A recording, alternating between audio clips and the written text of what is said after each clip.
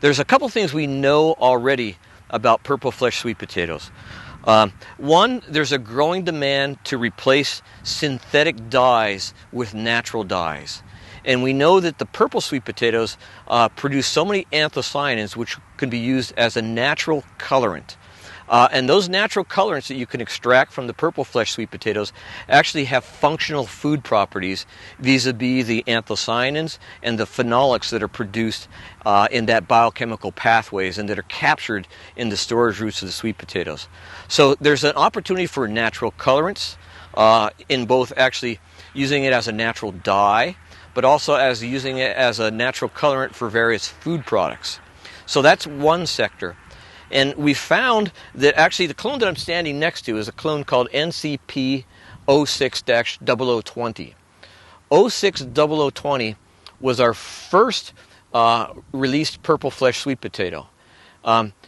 It's a great sweet potato. It's really high in anthocyanins, so it has very high anthocyanins, mostly peonidin and cyanidin levels. And we bred it for the natural colorant market. That market actually is captured mostly by the Chinese right now. And we haven't been able to break into that market like we expected to. But we pushed up the anthocyanins so high, it made them bitter. So anthocyanins typically make a product a little bit bitter. So with our generation 2 of the purple flesh sweet potatoes, what we've done is we've taken a little bit of a step back. We've reduced the need to have really high anthocyanin levels. We've made our purple flesh ones a little bit tastier. We've paid more attention to the sugar profiles along with the anthocyanins.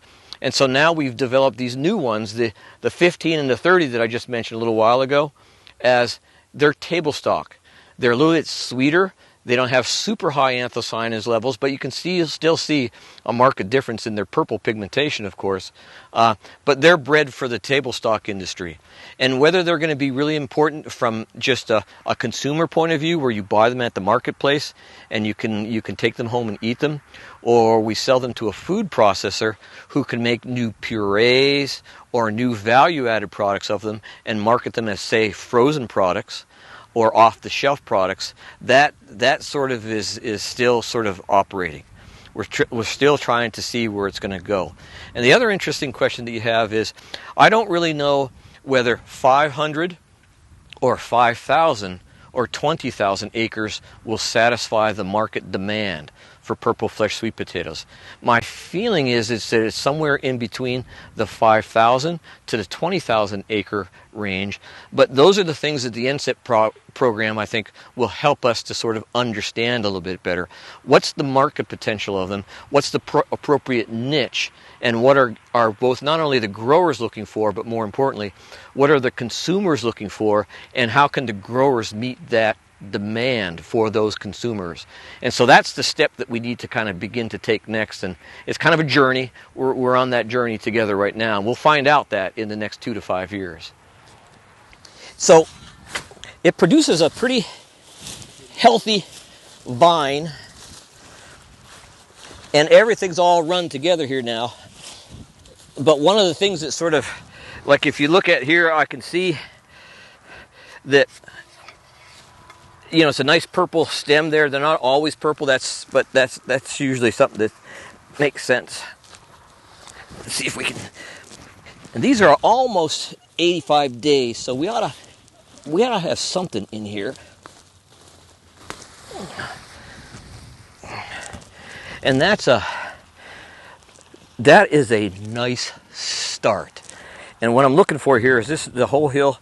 So we have 1, 2, 3, 4, 5, 6, 7 storage roots there.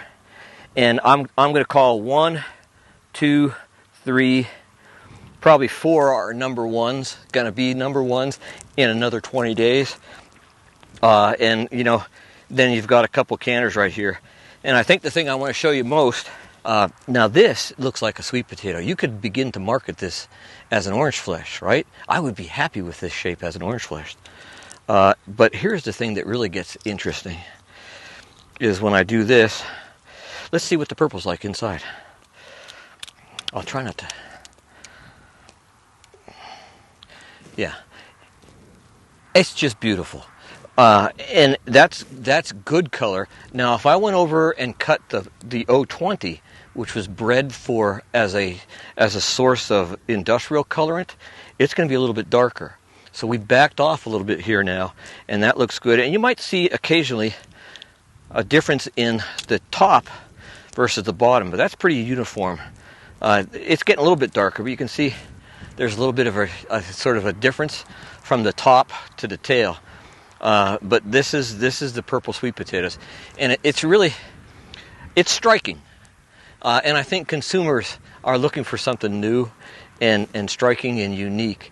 And putting that on somebody's plate, I think, can be really an exciting meal. And at the same time, you know that it's wholesome and it's good for you. Actually, very good for you. And that's what I think really makes us excited about this project.